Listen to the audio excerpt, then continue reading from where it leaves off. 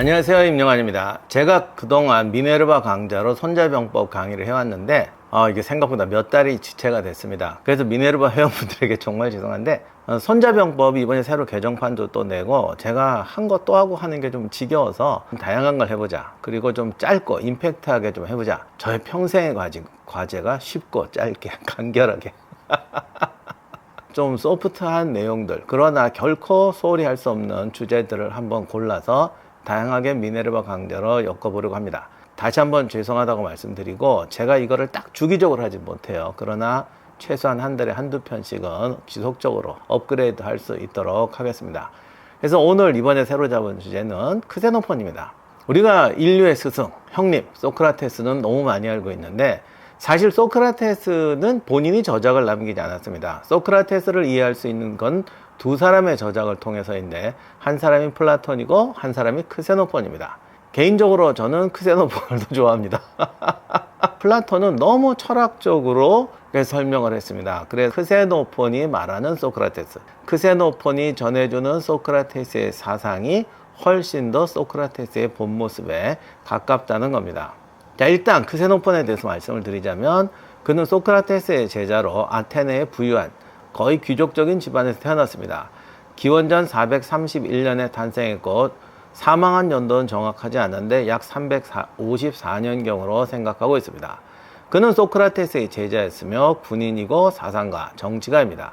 기원전 401년에 페르시아 황제 계승권을 두고 소아시아에서 키루스가 반란을 일으킵니다. 이 키루스는 페르시아를 공포한 키루스가 아닙니다. 그래서 소키루스라고 불러요.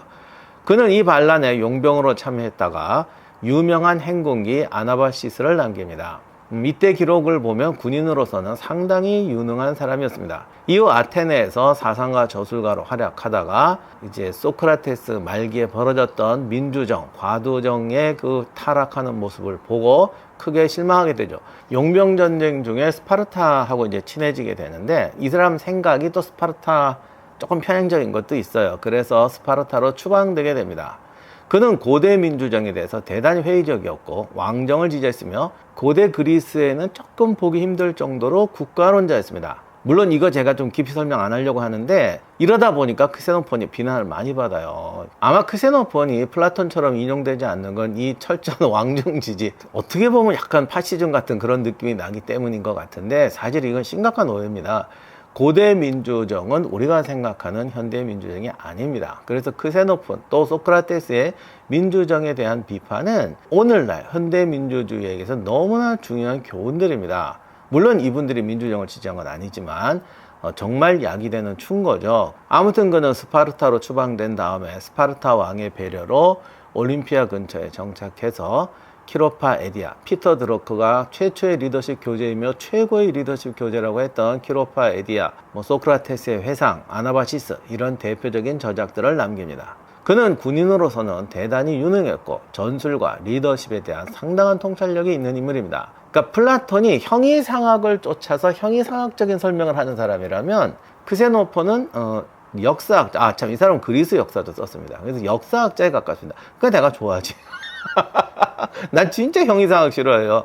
사물을 정말 역사적 통찰력으로 보는데, 군인이라는 것에 대한 편견을 조금 버리시면, 소크라테스도 군인이었다고, 그리스 시민들은 다 군인이었으니까 그렇긴 하지만, 밀리터리 매니아적인 요소가 굉장히 강하긴 하지만 이분은 역사적 통찰력, 역사가입니다. 현실을 알고 현실을 분석합니다. 그렇다고 현실에 아주 매몰되는 사람은 아니에요. 현실에 기반한 원리 원칙과 규범을 찾는 사람입니다. 아테네 민주정에 대해서 비판한다고 하지만 지도자의 자질, 지도자의 관심, 리더십, 절제와 자기 단련, 공공의식, 사명감, 포용력 등을 대단히 높게 평가하고 있고, 리더가 아니라 훌륭한 인간, 자기 삶의 주인이 되는 훌륭한 인간의 가장 기본적인 요소로 판단하고 있습니다. 그러다 보니 스파르타식 교육을 굉장히 좋아했죠. 그는 아테네의 교육에 대해서 이런 말을 남깁니다. 노예가 교사가 되고 교사가 학생을 가르치는 것이 아니라 뒷바라지를 한다. 즉 아테네에서 교사는 가르치는 직업이 아니라 학생을 돌보는 직업이다. 교사가 학생에게 서비스를 하도록 하는 사회니 이 사회가 제대로 되겠냐. 이게 라케다이몬의 국가체제라는 책에서 쓴 글인데 좀 찔리죠. 오늘은 첫 시간이다 보니 서론이 좀 길어지는데, 소크라테스를 묘사한 사람이 플라톤과 크세노폰 두 사람이 있다고 그랬어요. 플라톤은 소크라테스의 말을 쉬운 말도 어렵게 하는 탁월한 능력이 있습니다. 제가 정말 플라톤 책 읽으면 정말 저렇게 말했을까? 정말 저 말을 알아들어? 아니, 세상에 어떤 놈이 소크라테스가 어려운 얘기 쉽게 가르쳤다고 그랬어. 플라톤 책 보면요, 쉬운 얘기 진짜 어렵게 하는 사람이에요. 그게 이제 플라톤이 묘사한 소크라테스입니다. 그런데 크세노폰이 묘사하는 소크라테스를 보면 그 말이 맞아요. 참 복잡한 현실, 어려운 질문을 간결하고 명쾌하게 찔러줍니다. 크세노폰이 묘사하는 소크라테스는 보다 직관적이고 간결하고 명쾌합니다. 형이상학 전공 철학자 그런 거 없어. 대신에 아주 명석하고 통찰력 있는 현자입니다.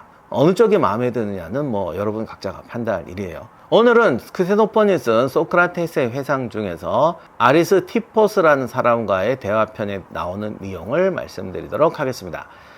내가 대량 뽑아보니까 할 수 있는 게 한 20개에서 30개 정도 있는데 다 할지는 모르겠어요. 그러나 간략간략하게 이제 오늘 했던 이제 서론은 빼고 이제 본론을 간략간략하게 정리해 보도록 하겠습니다. 아리스티포스와의 대화의 주제는 적당히 살려는 사람과 운명의 주인이 되려는 자의 차이는 무엇이냐. 원문에는 통치자가 되는 사람과 통치받는 사람의 차이가 뭐냐 이렇게 되어 있는데, 좀 현대적 의미로 바꾸면 자신의 주인이 되어 운명을 개척하려는 사람과 세상에 적당히 묻어서 사는 사람의 차이가 무엇이냐가 정도가 되겠습니다. 크세노폰은 통치자가 되려는 사람은 확고한 목표의식, 목표에 맞는 미덕, 그러니까 내가 리더가 되려면 이러이러한 미덕을 있어야 돼.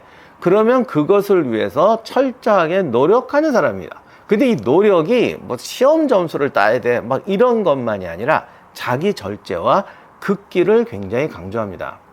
이게 위로 올라갈수록 보면요, 이 말이 맞아요. 우리가 예를 들어 뭐 토플 시험을 뭐 만점을 받아야 돼, 뭐 고시를 패스해야 돼. 이거는 뭔가를 이루기 위한 노력이죠. 그런데 정말 권력을 가지며 그 권력을 행사해, 자기 책임을 행사하기 위해서는 철저한 자기 절제와 극기가 필요한 거죠.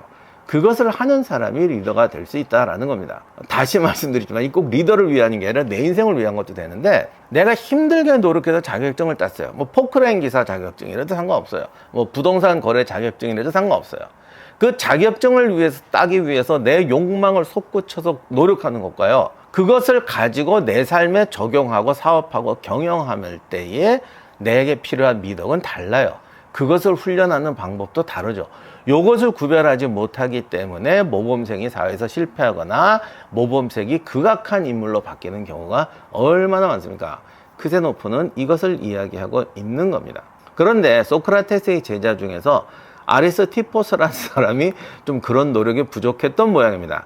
이 사람은 북아프리카에서 온 사람이자 상당히 부유한 사람이었다고 그래요. 그래서 소크라테스를 존경해서 이제 그 제자가 돼서 살았고, 소크라테스가 죽을 때까지 아테네에 있었다고 하는데, 크세노폰이나 소크라테스가 보니까 야는 그냥 이제 편히 살려는 욕구만 강력한 거지. 그래서 어느 날 소크라테스가 마음 잡고 충고를 합니다. 이리 와보게.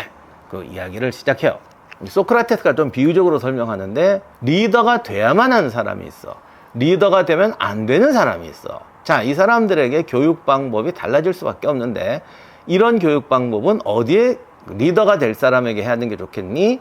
리더가 되면 안 되는 사람에게 해야 되겠니? 이런 식으로 이제 문답을 합니다. 처음에 아주 쉽게 나가요. 식욕을 억제하는 훈련. 이것은 리더가 될 사람에게 해야겠느냐? 리더가 되지 않을 할 사람에게 해야 되겠느냐? 이름이 어려워서 그냥 아리스라고 할게요. 아리스도 이렇게 말합니다. 그건 통치자 될 사람한테 해야죠. 왜? 자기가 긴급한 용무가 있는데 점심 굶었어. 밥 먹고 해야지. 이런 사람하고 그냥 굶어도 좋아, 뛰쳐나가서 할 거야, 이런 사람, 이게 후자가 리더 아니냐. 그러니까 내 위장의 욕구가 아니라 내 책임의 욕구를 따르는 훈련을 해야 된다. 뭐 술이 생각났을 때, 졸음이 올 때, 늦잠 자고 싶을 때 내 임무가 먼저 아니냐, 책임이 먼저 아니냐, 그런 걸 이겨내는 훈련은 통치자를 대상으로 해야 된다.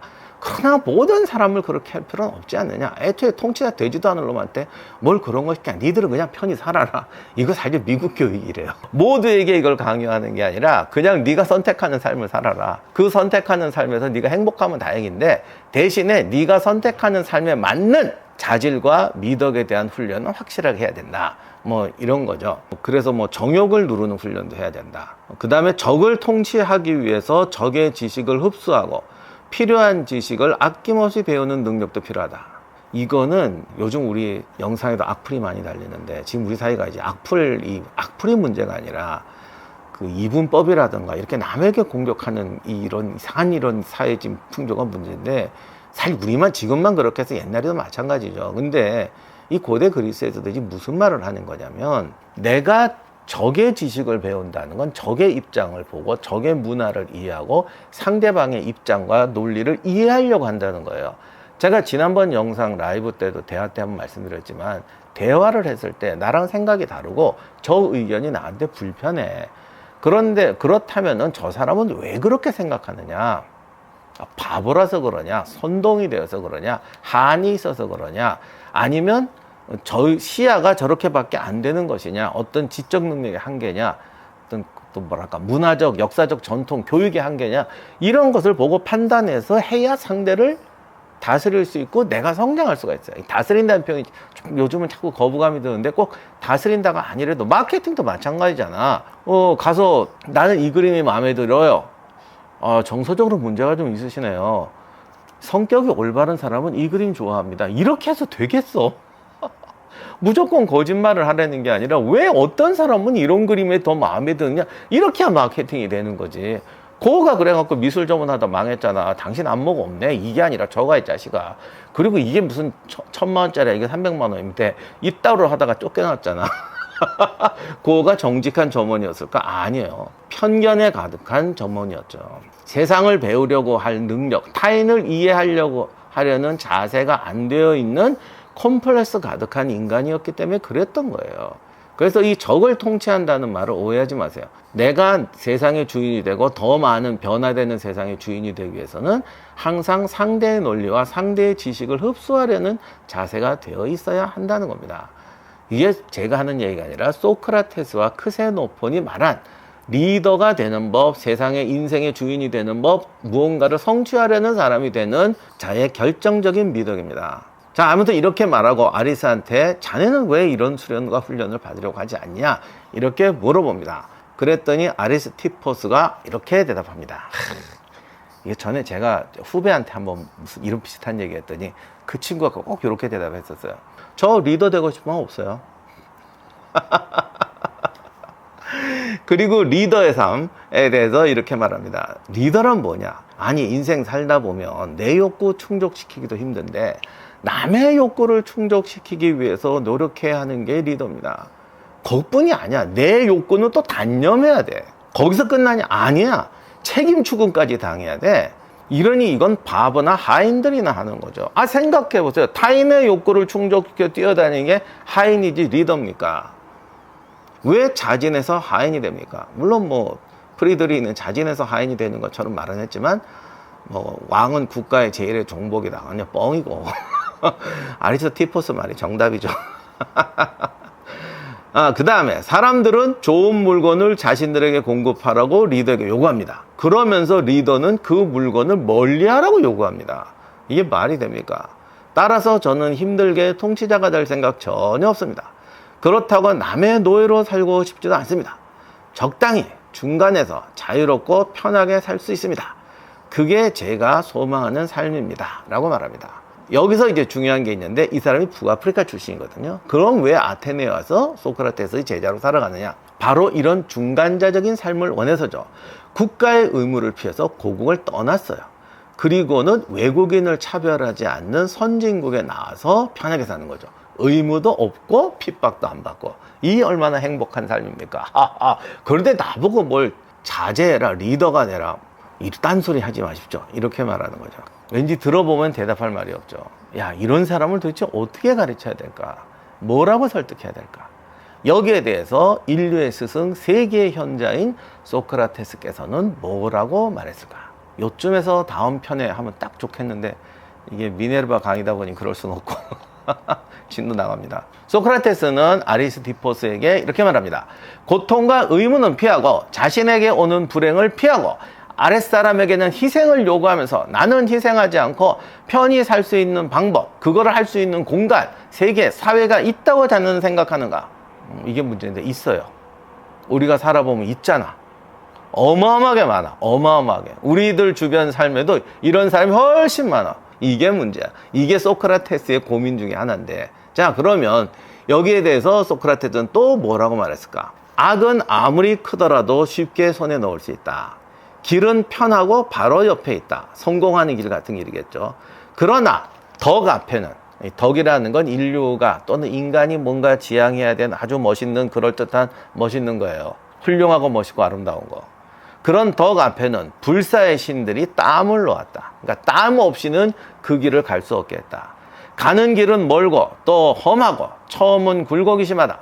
그러나 일단 정상에 도달하면 전에는 고생스러웠지만 지금은 진실로 편하게 걷는다. 이거는 소크라테스가 자기가 한 말이 아니고 헤시오도스라는 사람의 이제 글을 인용한 건데, 여기서 이제 문제인데, 인류의 스승, 인류의 현자, 우리의 형님 소크라테스도 이런 말밖에 못 한다는 거지.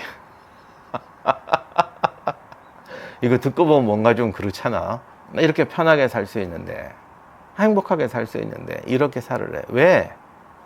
야, 여보게, 인생에는 가치라는 게 있어. 먹고 마시고 즐거운 것만이 가치가 아니야. 뭔가 인류의 이상을 위해서 숭고한 가치라는 게 있어. 이런 거를 위해 헌신하는 삶. 아니, 그런데 그게 무지하게 힘들어. 그래도 헌신해야 돼. 멋있는 삶이니까. 그런 게 훌륭한 사람이야. 이 말이 통한다고 생각하세요?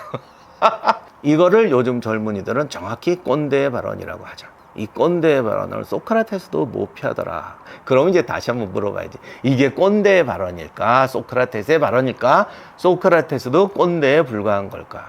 아마 소크라테스도 이것 때문에 고민했을 거예요. 자기의 삶에 스스로 사명감을 부여하고 덕이라던가 뭔가 숭고한 것을 위해서 남보다 엄청나게 희생하고 노력해야 되는 삶. 그것을 통해서 내가 무언가를 더 큰 거를 얻을 수 있다고, 남이 얻지 못하는 행복과 뭐 부와 이것도 얻을 수 있다고 하더라도 꼭 그렇게 안 해도 될 것 같은데 꼭 그래야만 되니? 라고 물을 때에 정의가 묻어있는 돈이 정의가 묻어있지 않는 돈보다 낫다, 뭐 이런 말로 사람을 설득할 수 있을까? 도대체 본인이 어떻게 해야 그런 삶의 가치를 부여할 수가 있을까? 본인이 어떻게 해야 그런 가치에 대해서 스스로 가치로 인정하고 받아들일 수 있을까? 보통은 이런 것들을 종교나 이념에 의존하게 되죠. 그러니까 종교가 있거나 특별한 이념이 있는 사람들이 좀 무섭게 움직이는 거예요. 자, 그런데 그것을 벗어버리고 우리의 이성과 상식적 판단과 욕망을 가진 인간의 논리로 이것을 받아들이려면 결국 이것이 꼰대의 발언이냐, 아니면 엘리트주의냐, 잘난 자의 궤변이냐, 아니면 내 삶을 변화시켜줄 진리냐, 이거를 여러분이 판단해야 되는데 소크라테스도 이렇게밖에 설득을 못 하더라고요. 제가 어느 채널에 나갔다가 뭐 이 비슷한 얘기를 했더니, 그 댓글은 제가 뭐 충격적이라기보다는 참 솔직하고 훌륭한 댓글이라고 생각하는데 이런 댓글이 달렸어요. 인간 중에서 1%밖에 할 수 없는 일을 강요하는 것은 파쇼다. 그 속에 느껴지는 거부감, 아리스토텔레스의 발언하고 똑같은 겁니다. 왜 1%가 할 일을 내가 해야 되냐? 당신은 왜 1%가 할 일을 나에게 강요합니까? 나는 그게 즐겁지도 않고 원하지도 않습니다. 그리고 내가 막 노예로 산다, 두드려 맞고 산다, 그러면 내가 그럴 수도 있겠는데, 안 그러고도 얼마든지. 지금 한국 사회의 한 80%는 그래도 중산층이에요. 적어도 중산층에 좀 부족한 건 있지만 그래도 중산층의 삶을 살 수가 있습니다. 이러다 보니 오늘날 우리 사회는 내가 그 길을 통해서 이루어야 할 것을 말하기보다는 내가 극기하지 못하게 하는, 그래서 성공하지 못하게 하는 장애를 욕하고 비난하는 데 시간을 보내는 사람이 훨씬 많습니다. 이건 우리나라만 그런 게 아니라 21세기 전 세계가 지니고 있는 지금 고통 중에 하나입니다. 우리는 이 문제를 직면해야 하는 시대에 살고 있어요. 그것은 고대도 마찬가지고 지금도 어떻게 보면 마찬가지입니다. 오늘의 결론, 이 주제에 관해서 소크라테스도 이렇게밖에 말할 수 없었다. 이것이 세상의 진실, 인간의 진실이다. 21세기의 진실이기도 하고 고대부터 지금까지 변치 않는 진실이기도 하다. 오늘의 두 번째 결론, 그래서 크세노폰과 소크라테스는 인기가 없다. 그래서 플라톤이 소크라테스 말을 그렇게 어렵게 해가지고 신적인 현자로 만들었는지도 모르겠어요. 우리가 소크라테스를 존경한다고 하면서도 소크라테스의 생생한 육성은 듣기 싫어지는 거죠. 꼰대의 발언으로 바뀌는 거죠. 그러면 우리는 어떻게 해야 될까요? 글쎄요, 제가 여러분에게 어떻게 하라고 강요는 못하겠어요. 그러나 소크라테스도 크세노폰도 뭐 저도 그렇게 살고 있다고 자부하지만 우리 삶에서 욕구, 현실적 이익을 넘어선 가치를 추구하는 것이 절대 어리석지 않으며 나에게서 많은 이익을 뺏어가기도 하지만 남들이 가지지 못하는 이익도 가져다 준다. 이것만은 꼭 이해해 주셨으면 감사하겠습니다.